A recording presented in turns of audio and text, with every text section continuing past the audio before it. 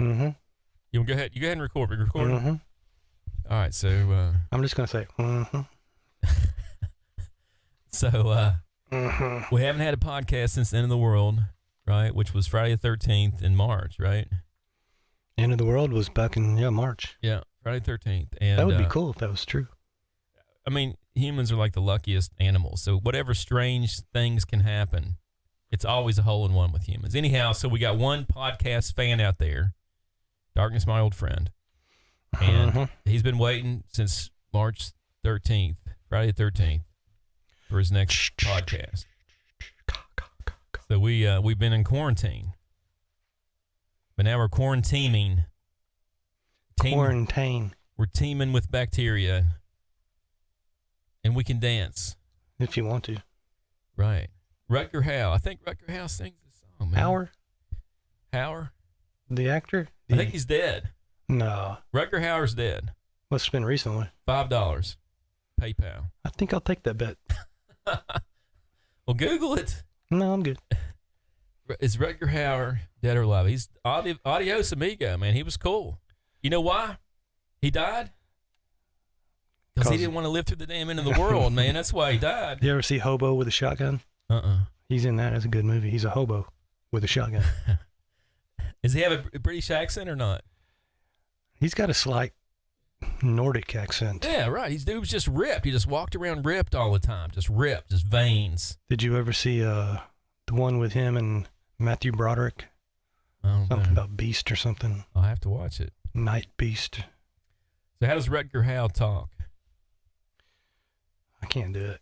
You know, I just watched Blade Runner the other day, and you know his scene at the end where he's like, "I've seen laser beams off the shoulder of Orion. I've seen things nobody can ever see." But he's got a British accent. You know, he's holding that little dove, the white little dove, and he's holding the other dude up. What's his name? Indiana Jones. Indiana Jones got blood all over him. He's beat to shit. Harry Ford. Yeah. And he says, "I've seen things you'll never understand. I've seen starships fighting." Did he let him go at the end? He saved him, yeah. Yeah. And then Indiana ran off with that other robot female with no expiration date. They went up north. And, you know, he's ahead of his time. You can buy those robots now. Really? Yeah. Nice. I'm cutting out again. Well, I need to adjust my gait. That's what, yeah.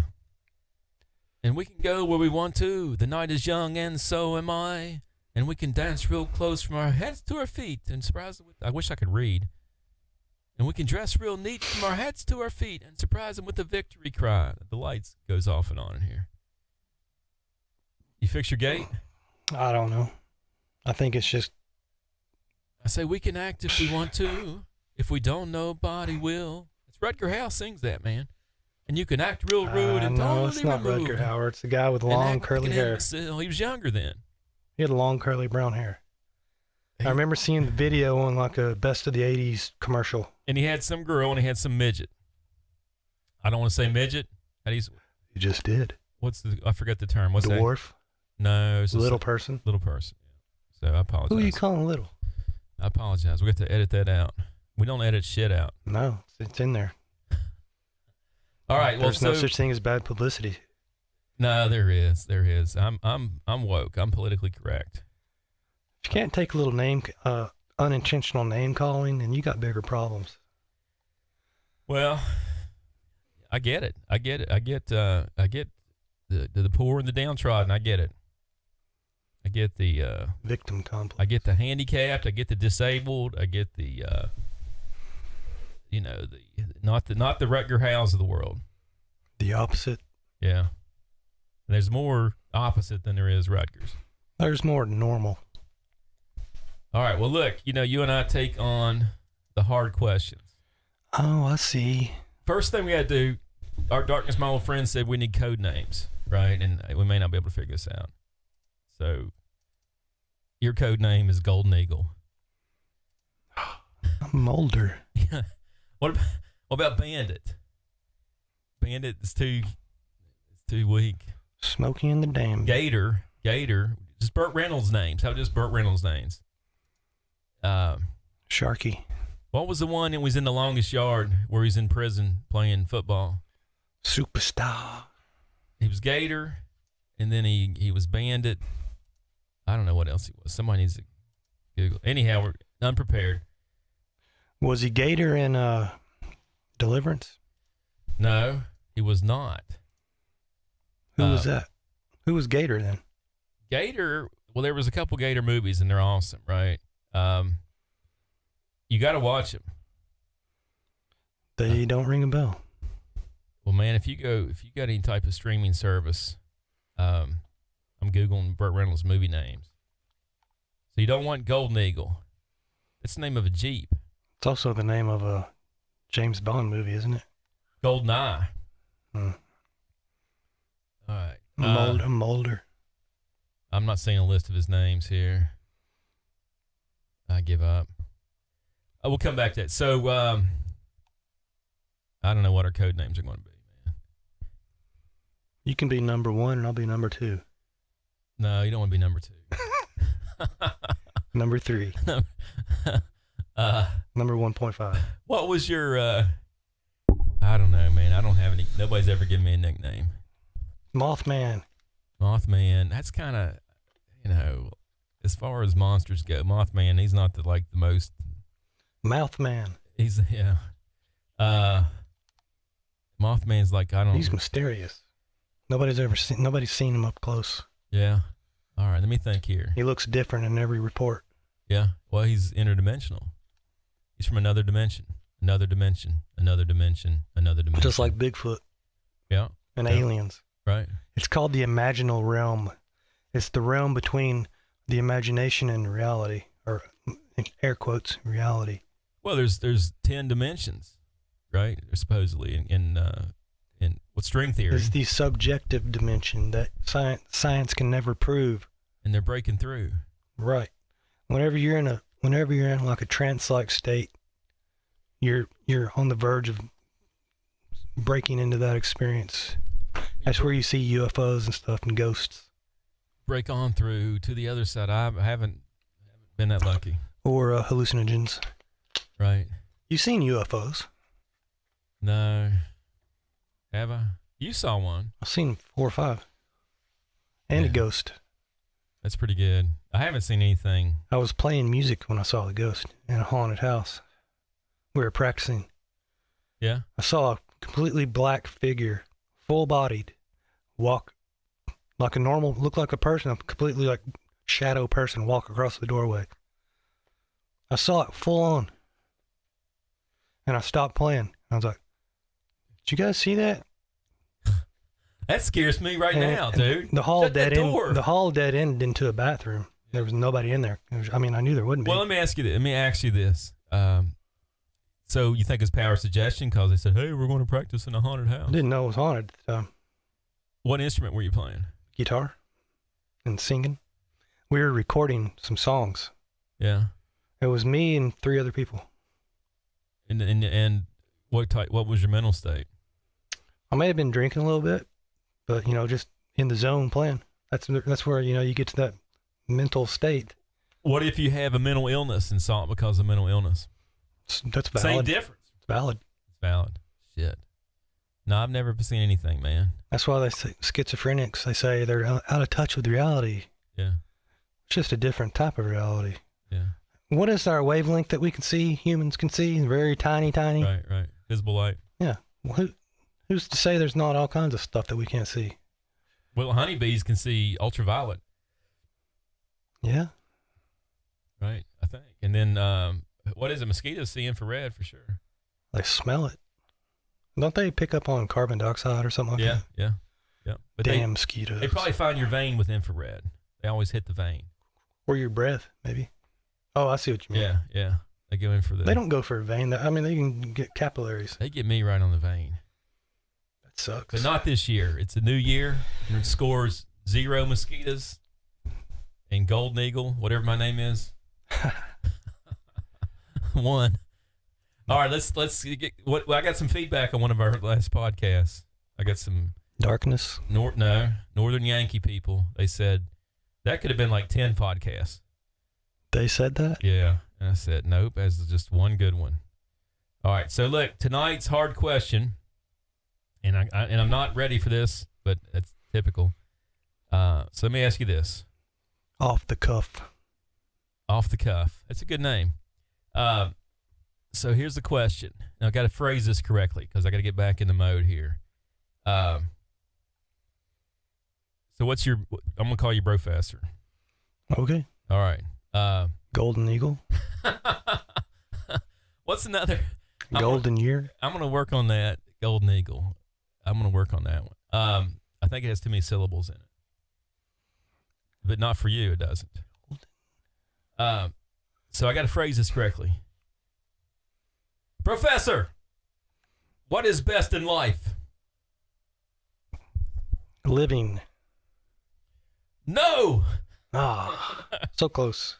It is to destroy your enemies, to see them driven in front of you, and to hear the lamentations of their women. Ah, Conan. Conan, dude. I watched those movies not too long ago. They're pretty good. Yeah. Yeah. Oh, hell yeah. There's no question. Get some gratuitous nudity in there. I didn't see. I need to go back and some blood. Probably YouTube has it. But anyhow, that little space between his teeth. Yeah. Yeah. He made his money. So the question, tonight's hard question is, we're gonna morph it from I thought that was it. Well, we're going. Oh, okay. We're going to probe that. We're going to probe that because I like probing. You're the prober. The Ford probe. I about bought one of those one time. Golden probe. Golden probe. That's funny. So, oh shit! Our competitors just posted theirs. Podcast just now on YouTube. Don't say their name. I'm not going to say their name. So, what is best in life? We're going to morph that into what is the purpose of life. Okay, and I know we've got 15 minutes already. I know the purpose of life. Let's debate it. Okay. All right. So, but I know the answer. So here's the questions for you. So, you were born, right? And now you're here. As far as I know. Right? And now you're here and you've been eating and breathing, mainly breathing and drinking and using the bathroom and sleeping and talking, for 4.5 decades. Right? Yep. You get up, one day at a time, you do all that. You've been alive. You've been alive a long time, right? You're half a 90. Mm-hmm. Right?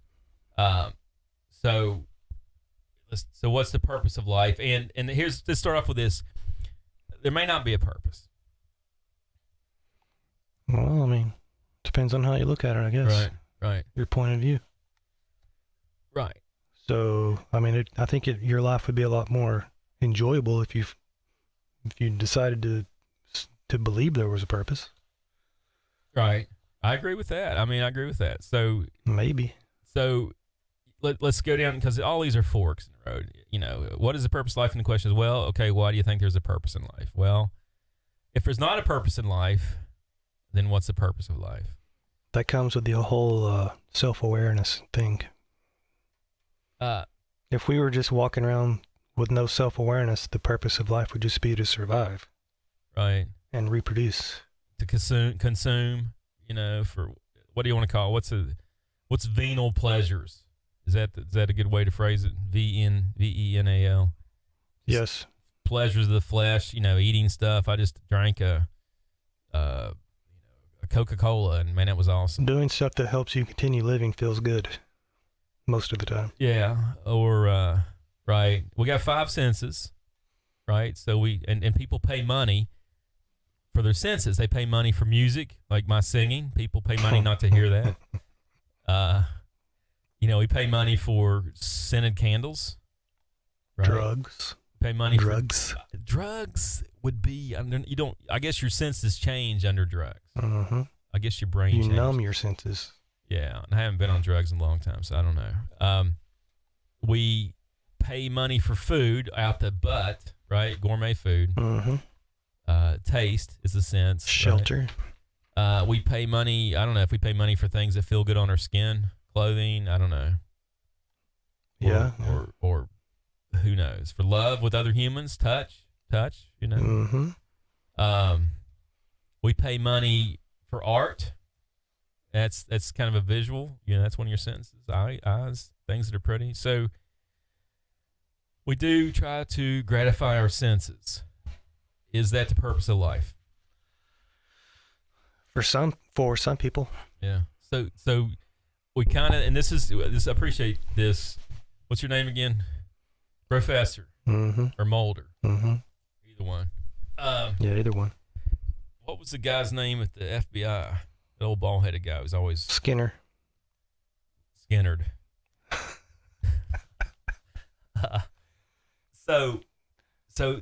If you look at the fork chart or whatever, so you got what is the purpose of life, and you question, and it goes one way. There is no purpose in life, and another Then it ends. Then it ends, right? Well, we're conscious animals. True or false? I mean, we're pretty conscious. I mean, I have to say that we are self-aware. we're self-aware. We can ask the question, what are we here for? And people want to have a purpose in life. I don't know. So let's assume. So the fork, it says yes, there's a purpose in life. Let's go down that one. All right. So so you live, like we mentioned, 4.5 decades, and you got another 4.5 decades left. That long? What do you want to leave behind? I'm not really worried about that. Right. Well, you want to leave people I'm more worried behind. about what I have to look forward to. You mean after it's over? Yeah. I don't have any kids, so I don't have to worry about that. Right. Well, you got nephews and nieces. I've got 2 nieces. Yeah.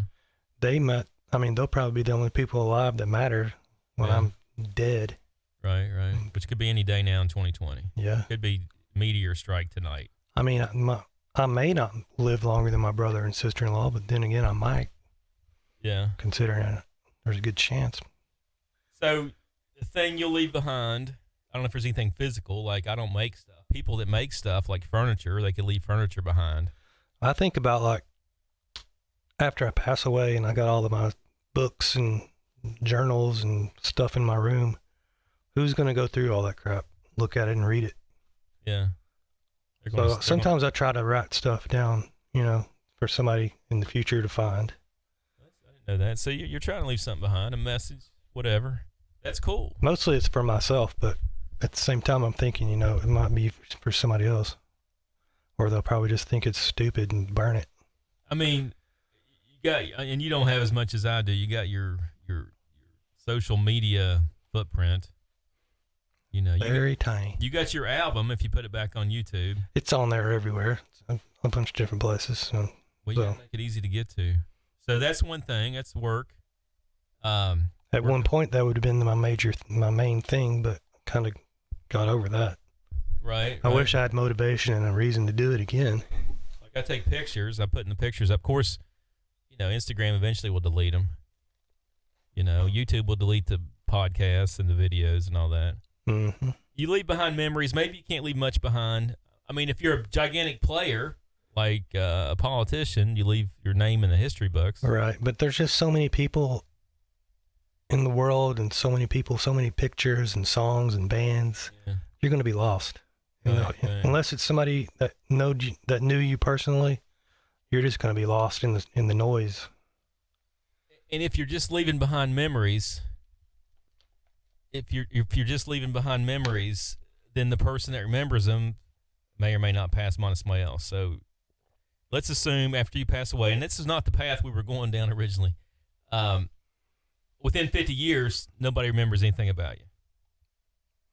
Unless you're, like you said, a big player. Yeah, unless you're a big player on this Which stage. That's what everybody wants to be. Right. Ladies and gentlemen. Another good way to leave a good memory is just doing stuff for other people. Yeah. Not trying to leave a big deal, just helping other people. Right. And that's for you. And that's another good point. And we're kind of, and I'm going to come back to our topic. Maybe this is our new topic, but sometimes I do things like you see somebody, one of your old relatives. Let's say you have an old relative, like I have an old aunt, 88 or 90 years old, in a nursing home. I'll go see her, and she won't remember me in 5 minutes. She don't know who I am coming in. She don't know who I am going out. Mm-hmm. But I'm seeing her for me, right? Yeah. And say, at least I saw her. Well, even if she doesn't remember it, she still feels good at the time. Yeah.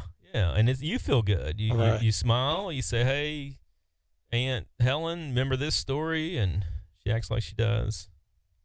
Mm-hmm. All right, so back to meaning life. So let's talk about religious and biblical meanings of life. All right. So, and both of us been exposed to religion for sure, right? And a lot of people more religious, a lot of people less religious. Mm-hmm. Hallelujah. What does religion say about the purpose of life? Well, the religion I was raised in said the purpose of life is to get saved and go to heaven and spend eternity worshiping God.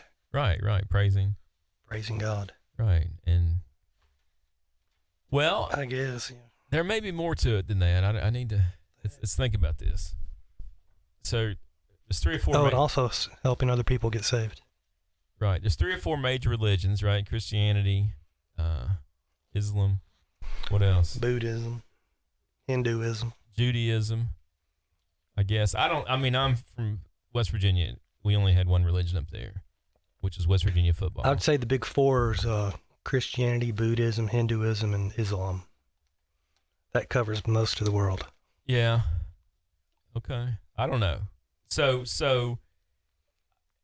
we're both we went to Christian churches, probably. Yeah. Pentecostal. Okay. Oh, really? I went to Baptist. And they would say the purpose of life is a lot of things. Like what's that sign down at Macaulay on the wall when you come in? To enjoy God's work and do something for him forever, something like that. So they'd say live a good life, obey the Bible, the teachings of the religious scripture. Right. Have a family, make sure they're in the same religion you are in. What do the Adventists say? I mean, that's the same thing. Christianity, yeah. They're good. They are healthier. I think deep down, just about every religion says the same thing. Do good works. Right. Do good works. Help out your family, your neighbors, your other people, and I'm down with that. I'm definitely down with that. You got to look at it as cultural evolution, right? And if it all evolved this way, I don't know how long we've been around. I think 11,000 years. I don't know since what was that tribe that came over across the Americas and they populated the California and they came across Alaska from Asia. I just know about the the Aryans, Indo-Aryans.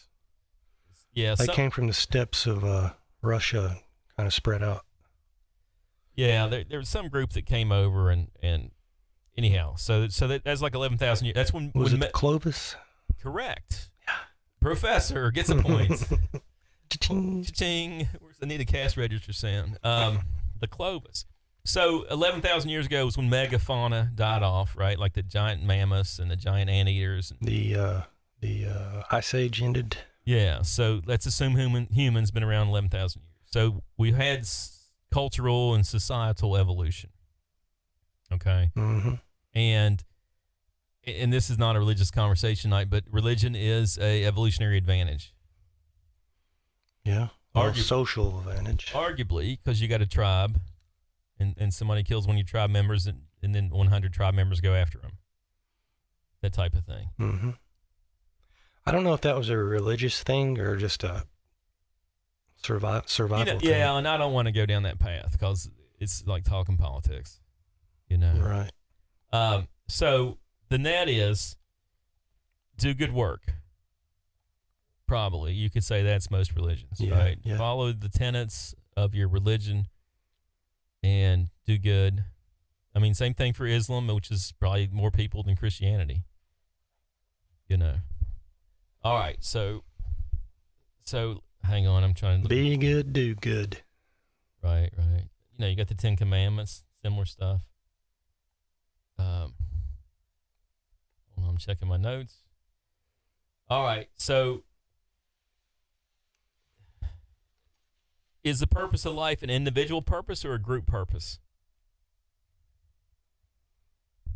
Both. Well, explain that. It's really the same thing. the individual does the right thing, and then the group of individuals, which is the society, would be doing the right thing. So really, we're trying to qualify: is the purpose of life really a good question? And if everybody in the world did what they believed to be the right thing all the time, we wouldn't have the problems we have in the world. I think if they were honest with themselves. Right. I think people do bad things and think they're the right thing. I think they tell themselves that, but I think they know, unless you're a psychopath. Well, there's a lot of them. Countries behave like psychopaths. Companies and corporations are psychopathic. Oh, yeah. I agree. And the majority of people who work in the company or the majority of people who live in the country don't agree with it. Right. So what's happening between the individual and the company, or the individual and the country? One time I heard a guy on the radio talk about America, and he said there's 3 things that define America when America was first created. And I can barely remember 2 of them, but one of them was America was the shining light on the hill, right? Like, you know what I'm saying? Like a lighthouse. Yeah, like it was a shining something on the hill. And then the other thing was America you could do anything you want to do with the resources here, like capitalism. And there was another thing he said, and I forgot what it was. So you're always at a conflict between, are we the shining light on the hill, or I can put a pawn shop in my house and you can put a pawn shop in your house. Or I can cut down all my trees. I don't think I explained that well. America used to be like that, but not anymore. And there was one other thing he said, and it was a conflict between 3, and I can't remember. So back to the question at hand, and I'm sorry, it's kind of disjointed tonight. We talked about, the purpose of life. Okay, so we know, is it to leave something behind? Maybe. Is it to do good works? Because people say do good works. Are we looking for one answer or multiple answers? We're trying to argue out bad answers. Right. So is it hedonism? So we talked about that for a second. Is it hedonism? Am I just supposed to? I've had relatives that were high from 5 to 65. Okay. I guess it depends on if you think you're a spiritual being or just an animal, just a physical being. Yeah. A lot of really religious people think you should sacrifice, do without. They think that makes you stronger. Stoicism runs deep in America. Aestheticism. Yeah. Or aesthetic or whatever. That's where I'm at. I like suffering, but some people, there's no reason to suffer. They don't need to suffer. Like, you have rats in a cage, and they have like a button, and they push a button, and it gives them pleasure in their brain. Maybe it gives them cocaine. Food. Maybe it gives them a food pill or cocaine, or it's got electrodes in the brain. Can you hit the pleasure bar every day for 50 years and be happy? It becomes the new normal. Then you got to have more and more. Well, I mean, you plateau. I know people that maybe if you did it once a day, like to party hard, and they get away with it. They're the beautiful people, right? Yeah, it always comes back and gets you. Pancreatic cancer or something. Yeah, or you may be smart enough to realize you got a habit or something. But starting off 0 to 20, you think hedonism's it. Yeah. Mm-hmm. You may ease up after 20. 40, maybe after 40. So I think this that old tried and true saying, everything in moderation. Yeah. Hedonism in moderation, stoicism in moderation. Listen to your body. Right. I mean, I think whatever I can do, I should overdo it. Pleasure's good, and then you wake up the next day and you're like in pain. So if you listen to your body, it says, don't do quite as much or quit. Yeah. I can make some if jokes. You're truthful and listen to your body. I can make some jokes, but I'm not. So the purpose of life, it sounds like it could be different purposes for different people. You agree with that? Yes. All right. As many different purposes as there are different people. And to me, life is, confusing, and it's kind of aggravating. You always have low level aggravation. All the things you want to do are usually thwarted on some level. You barely succeed at anything in my world. Okay. Hopefully your mileage may vary, but it's like you're always fighting something. Like, you're going up the steps and the step railing breaks or something, and you got to fix it. Or you're trying to get somebody to do something and you can't communicate to them and they don't do it. Or, you run out of time. I don't know. You're supposed to practice gratitude. Yeah. First thing in the morning and the last thing at night. Right. I agree. Just imagine, if you didn't have what you have. Yeah. Oh, yeah. Yeah, I agree. There was an author, Colin Wilson. You ever heard of him? Mm-mm. He wrote The Outsiders. That sounds familiar, but his theory was human beings are at their best when they're in a crisis. When like a life and death crisis, human beings are at their best. And then I go into, how do you define best? What's the units on best? Well, it's like you're in like a situation like you're about to have a car wreck or something, yeah. And you get that feeling of like, oh my God, I'm about to die. Right. But then you overcome it, and the world is like the most beautiful thing you've ever seen. Well, I mean, are you saying you steer the car and save the day? Whatever, it doesn't matter. It could be anything. Cancer, whatever. You're hoping for a better future than what you're living in right now, but it's so intense that you're not focused on anything else. You're in the moment right there, in the present moment. And something happens, you get in the zone or in the flow or whatever, your body takes over. You kind of go on autopilot and your body takes over. I can't really remember the exact wording, but it's something like that. You're in your best I've heard that. mode. You're like in the zone. He corresponded with the psychologist who came up with the idea of the flow, I believe. Starts with an M. Malinowski or something like that. I'm not. Anyhow, that's where the psychologist guy got his idea for the zone, the flow, from Colin Wilson. Humans at their best under stress, under pressure.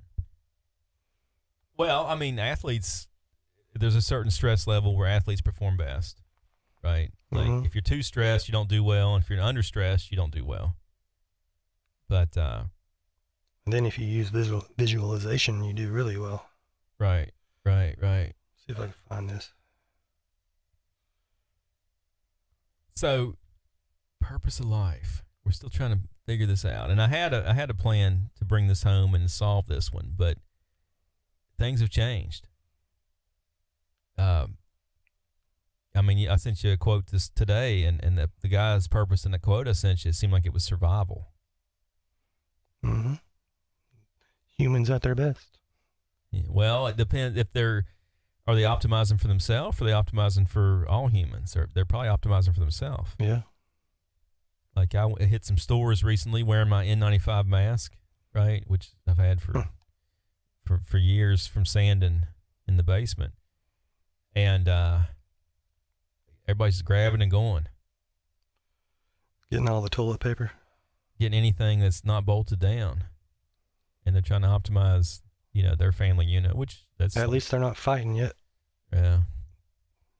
So we've come down. Let's just boil this down. So we've come down to do good works. Maybe try to leave something behind. Maybe if you're an artist or a politician or an athlete, you're setting a record. I don't know. Survival, hedonism. The most efficient way to do it would be to combine all those together into one thing, into one life. And some people do hedonism, so we can't take it off the chart. Do good things that make you feel good, that help people survive, and whatever else. Well, some people don't put all your energy into one thing. Some people aren't excited about other people surviving. They're excited about themselves surviving. But if there was enough for everybody, if there was enough to go around for everybody, why wouldn't someone want everybody to survive? I agree. And there is enough for everybody. Well, you'd think. You know, it's I got mine. It's haves and haves nots. Right? People just need to quit shooting out kids. Yeah, well, that's a whole nother conversation there. So let's talk about what's unique to humans for a second. And my notes aren't helping us at all tonight. So humans, what's unique to humans compared to other animals? Self-awareness. Self-awareness, I agree. Love, maybe? Well, we're pretty long-lived, right? Like things born when I was born that's not a human, unless it's a Ford Mustang, may not still be around. We have a long gestation period. Yeah. So, I mean, what animals live longer than humans? Turtles, maybe whales, that's it. Elephants? Elephants do. I believe so. Trees. Oh, yeah. Sequoias.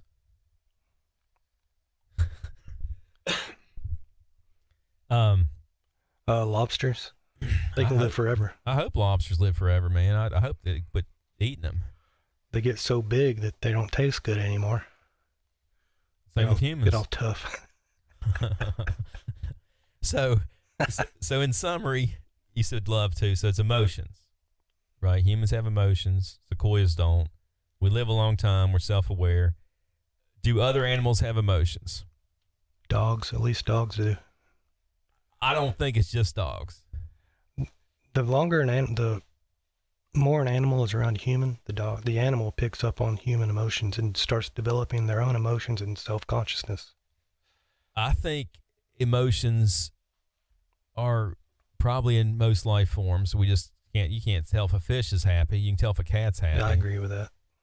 And I think if it is in most life forms, it must be an evolutionary advantage. Wouldn't that be the pleasure principle like we're talking about? Let's talk about emotions for a second. So let's go back to tribes, okay? Contentment. Let's say we were all a bunch of Vulcans and we didn't have emotions, right? They have emotions, they just suppress them. Let's pretend we're better than Vulcans. No emotions. We're Vulcans on roids. And one member of one tribe kills a member of my tribe. You know, you all right? Yeah. Vulcans, if you were logical, you'd be like, you wouldn't be mad about it. You wouldn't have any emotions. You know, oh, you killed my whatever, my cousin or whatever. My church member. You killed my father. If you didn't have emotion, but if you have emotions, you're going to drop the bomb on them, right? You're going to protect your tribe and you're going to attack, and they're not going to be able to wipe you out. Yeah, but just because you weren't emotional about it doesn't mean you're not going to kill them. Yeah, they're a threat to your tribe. It'd be logical to kill them. Well, let's nice and slow. So the question, it's a big question here. It's going to be tough for me to answer because we went to public school. Huh. So what's the evolutionary advantage of emotions? Only one there's plenty, a whole bunch. Just the good ones. What are the emotions? And I think there's less than we think there are. I think they're on a spectrum from love to hate. Well, there's fear, anger, and anger may be fear. I don't know. Joy. Yeah, there's happiness, love, whatever love is. What is love? Rage. What about rage? Anger, yeah. So let's assume all animals have it. Now we have to go down. I think dolphins have it. They're flapping around out there. They're happy. And what's the one that like elephant passes away and they guard the body for a while? They're not happy. You've seen that in the news. Yeah. Right.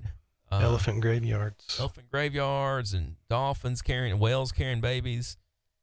I don't know. I don't think insects. Maybe not smaller animals. What? I think a mouse will bite the hell out of you, right? If you piss it off. That's just survival, though. That's just a reaction. Yeah, it's like a instinct. I think supposedly rats are good pets. I don't have one, never had one, but. Well, when you put your hand in, if you accidentally put your hand on something hot, you don't think about, I need to pull that away. It's just like, it's immediate. Yeah. It's your body. I think you could pet a rat and the rat purrs. A tame one? Yeah. So. I didn't know that. they're so. I don't want to go in. Here's a drawback of rats as pets, and I just read about this, is that they're so short lived. You cry because your beautiful pet's dead in 2 years or 1 year, and people love them, and they're smart, and they do all kinds of cool things. My mom had a pet flying squirrel when she was a kid. He'd crawl in their pocket. Yeah. Get a peanut out. Yeah, that's cool. Good times. They didn't have much back then. So let's assume for our purposes of this conversation that by and large, most animals have emotion. I'll say everything that's alive has an emotion, has some kind of response. Yeah. Yeah. It might not be fully developed in the very, very lowly developed creatures. I agree with you. But the higher you get on the evolutionary ladder, the more developed they become. Right. I think it's a byproduct of consciousness, let's say. I think so. I agree with you. So just to put a fork in this one, we're going to say most animals have emotions. It's something that's evolved. All right. So how come I'm bringing that up? No idea. No idea. Let me check my notes here, which I made a month ago when I was more coherent. So what's the purpose of life to a dog? To be near its master. So maybe, here's the question. If a dog doesn't have a purpose in life, why should a human? Humans are more developed. Well, I mean, dog's purpose in life, really, from a Darwinian selection viewpoint, is probably to reproduce, right? Pass its genes on. Yeah. As much as it can. I don't know how many times dogs can reproduce. I mean, I think they can till they're 10. Yeah, they can do it 3 or 4 times a year. Yeah. So, is that humans' purpose in life, to reproduce? Part of it. Yeah, because you mentioned that earlier too. You said if people quit pumping them out. Well, we have the ability to control it. know what consequences are. So most people, at least. So from a biological purpose in life, and you can't argue this, is to propagate our genes going into the future. Yeah. Right. We may not need them. There's 9 billion of us. I don't know how much. There's nothing special about me. That's the dual nature of humans, though. We have a bodily desires, and then we also have our emotional and mental desires. Yeah. We can separate the two. Like Vulcans. We're capable of making a choice not based on how we feel, our body feels, but on what we know through experience, what the consequences are. Yeah. That comes with experience, though. Most people who have kids without wanting to or meaning to are young, though. They don't really understand the consequences. Right. Well, and it's biological. And then they may or may not get happiness. They're likely to have more happiness than not. Yeah. Possibly. I mean, they could split up, have issues, financial issues. You never know. Everything's a roll of the dice. Yep. So from a biological, keeping the species alive, purpose of life is to reproduce. From a religious viewpoint, it's to follow your religion, be good to people, do good works, right? Mm-hmm. From a senses viewpoint, from your 5 senses, it's hedonism. Mm-hmm. It feels good, do it. Remember that in the 70s? If it feels good, do it. Yeah. PCP. Nitrous oxide, whatever, Quaaludes. Yeah, 714. From an emotional viewpoint, well, hang on, before we go there, back to the evolutionary viewpoint. So, if the evolutionary viewpoint is to reproduce, and I know this argument, and we're kind of going down a rat hole here, but then that's where the survival thing comes in, right? Are you surviving to reproduce? If you aged out of reproduction, are grandparents useful? I think they are. Yeah, they have the experience they can pass on. They can help in child rearing. Yeah, for sure, but they're not in the evolutionary game. They're not. Their genes are done. Yeah. And then from emotional reasons, this is kind of where I wanted to go, and I don't think I made my case at all What is the purpose of life? You tell me what you've come up with, and I'll tell you what I think. All right. In 2 sentences or less. I'd have to. It'd take me a lot more than 2. 10 words or less. So you better go first. Okay, from what I've learned over the years and read in books and meditated on and thought about, the purpose of life, even if people can't understand it, the purpose of life is to expand your knowledge base, learn how to enjoy every moment of your life as best as you can, look at the world as something that is inherently good, even if you don't always have a good time or a good experience. Just realize that your life is what you make it. You don't have to be a victim. You may be a victim. You don't have to live in the victim complex. Victim, like, you don't have to be a victim. You look at the world and you say, I can get better. I can be better. I can help make the world a better place. And you just get up every morning and tell that to yourself. I might not feel good. I might not be where I want to be, but it's going to get better if I want it to. That's kind of my rough outline. No, I get that. And to summarize, it's to learn, like you said, to grow, right? Mm-hmm. And realize world's not bad, and you can add value to it. You can do good things. Just because you got a bad deal, doesn't mean that has to be who you are. Right.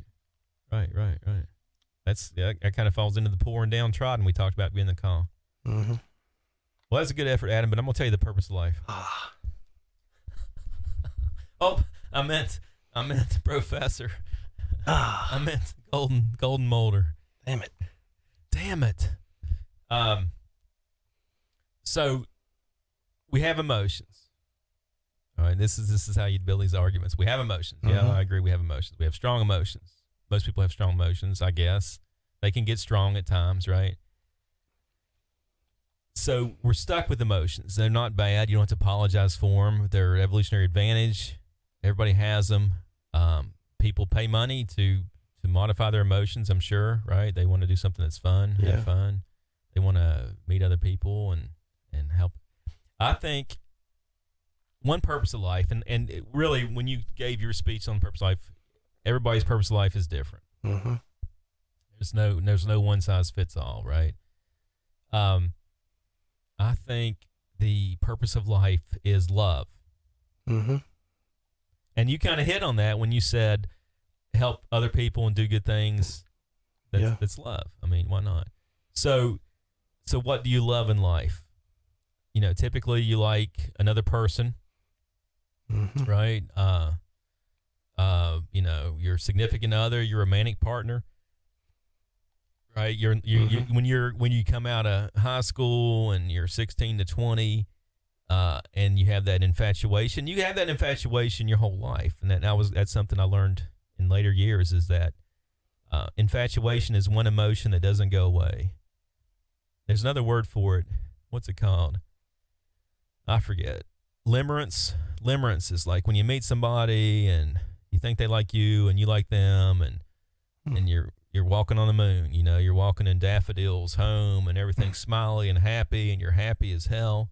That's limerence. That may be infatuation. That may wear off, you know, but it's a precursor to love.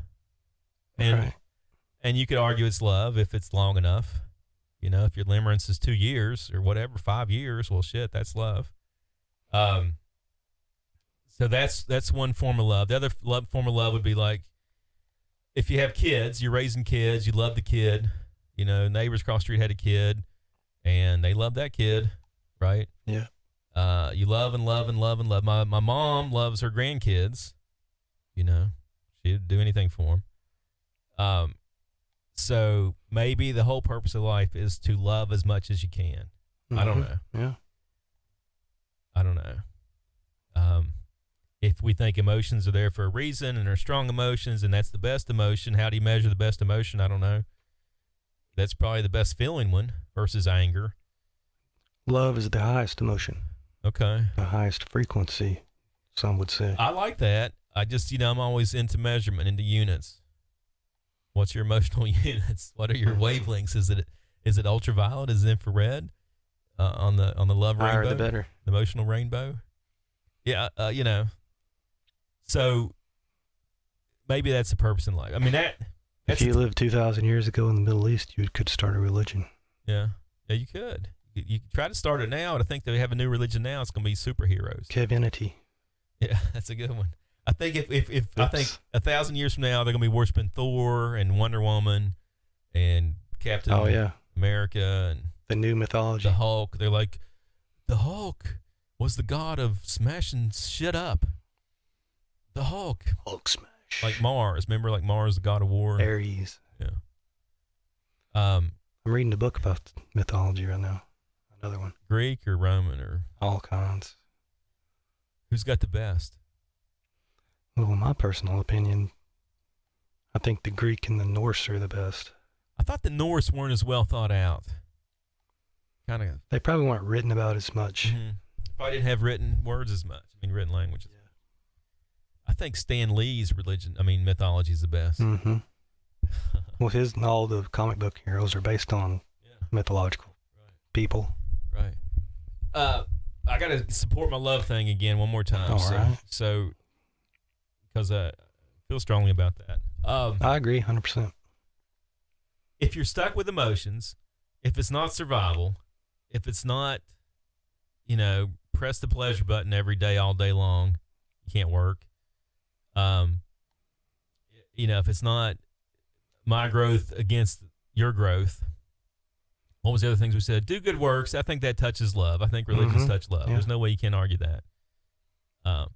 But get the most love out of your life. Yeah. And if you're doing something and you're not getting love, then you kind of got to change what you're doing. Right. Yeah. I don't know how you change it.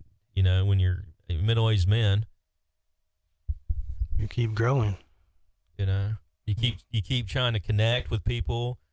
Hopefully, have family members or neighbors or whatever. I believe it's your intentions that matter.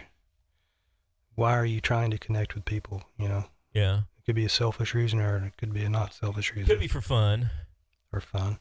Like I try to connect with the kids in the neighborhood and do stuff like launch rockets or something like that.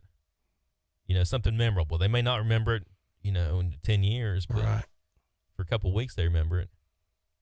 Might make them become scientists. Well, it's at least one day, one sunny day, we launched a rocket into the blue sky. Stuff like that. Mm-hmm. All right, so your mileage may vary. There may be other purposes of life. That's one that is kind of attainable.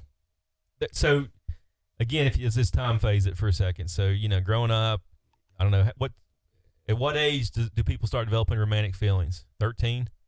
Puberty. Yeah. Ooh, that means it's not. That means it's tied to your biology. It is tied to your biology, right? That there's mature love too. Like, I know a lot of people have been married 26, 30 years, 40 years. Platonic. Well, I know people born in 1937 still married, right? Wow. Well, they didn't get married in 37. They got married probably in 57. But that's love. What's love? Yeah. So, yeah. All right. So let's, in conclusion, love.